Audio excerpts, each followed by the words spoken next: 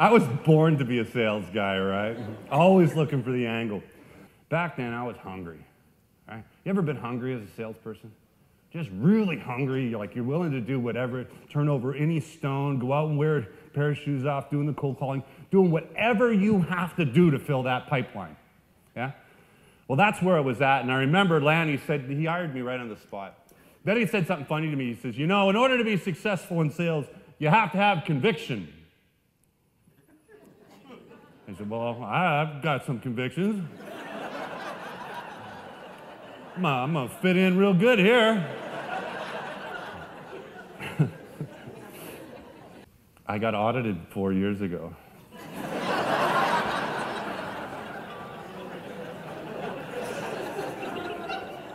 Yeah, not as much fun. But I believe that having a sense of humor is one of the greatest weapons that we can take to adversity today. Wouldn't you agree? Yeah. And reflecting back on that humor, reflecting back on the things that are most important in my life is so key, because for a lot of years in my life, there was nothing to smile about. This is a picture of me in 1989. In 1989, I was a scuffler. I was a liar, a thief, a cheat, and a mooch. I used to get chased out of the doorways of these hotels because I was out there panhandling for change.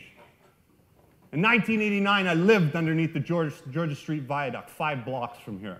I have to tell you, I tell this story all over North America, but it happened 1 block from here. And I looked up at the big tower, and I was absolutely intimidated. I said, nobody up there would ever want to buy a photocopier or fax machine from me. Right? So I went to the next building, and it was too short. And I went to the next building, it was too skinny. And the next building had too many windows, the next building was too gray, and I walked all the way down to the end of Pender, until I found myself standing at the corner of Pender and Cambie. And I was looking that way. And when you're standing at the corner of Pender and Cambie, for those of you who don't know the geography, you're looking straight into the downtown east side. And both metaphorically and physically, I stood at the crossroads of my life. And I asked myself a question: what are you going to do, Joe? It's bottom of the ninth, and there's 2 out. Are you going to find the courage to go back into one of those buildings and begin to ply the trade that you've walked into? Or are you going to leave? And so I was scared, and I did. I went around, and I got into that first building. It was 626 West Pender. My knees were knocking. My mouth was dry. I had cold call reluctance on roids. Finally, that bell dinged, and I walked out of that elevator, and I walked to the end of that hallway, and I opened and I flung open the door, and I began my career in sales. I made 25 cold calls that day. And within the first 60 days, I got 2 commissions. And I remember Lanny gave me the commission checks, and I opened it up. It was a lot of money. It was the most amount of money I'd ever made, legally. And I was hooked. I was hooked on the idea that if you worked hard and you worked smart, right, you could be incredibly successful in sales. Then it happened. You know that thing that we're afraid of when it comes to cold call reluctance? If maybe you need to think back a little while on that one. But that fear of humiliation and rejection happened for me one day, and I went in to do a call, and I got completely humiliated. And I went home, and I was completely dejected, and I wanted to quit. And my mentor, Ian Selby, who's a top guy at Apple for a number of years, he began to mentor and coach and work with me. He says, you're not going to give up. You're going to get into action, and you're going to do these particular things, and you're going to be successful.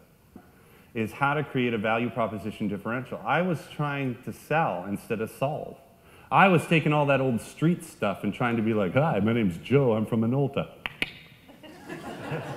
And I was because I had this insecurity, and so I had this veneer, and it was just like, it was ugly. But I was actually doing that because I was insecure. And so what I needed to understand is, how do I bring a consultative advantage? How do I bring an edge? How do I solve their problem? And when I began to do that, things began to really happen for me.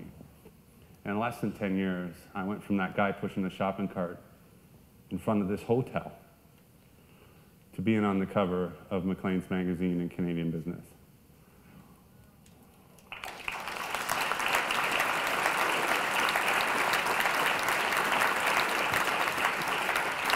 These different things that happen to us in our lives, and they cloud us.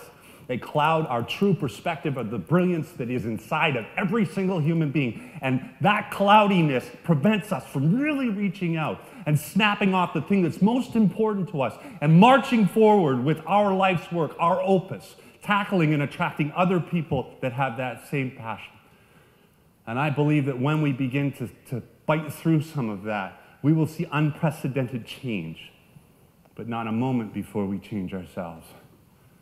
I know that because the first time I had that thought, I was sitting on a park bench in 1989, a homeless Skidrow heroin addict. For back those blocks left years behind before I found the key, I realized the man I saw was nothing more than me.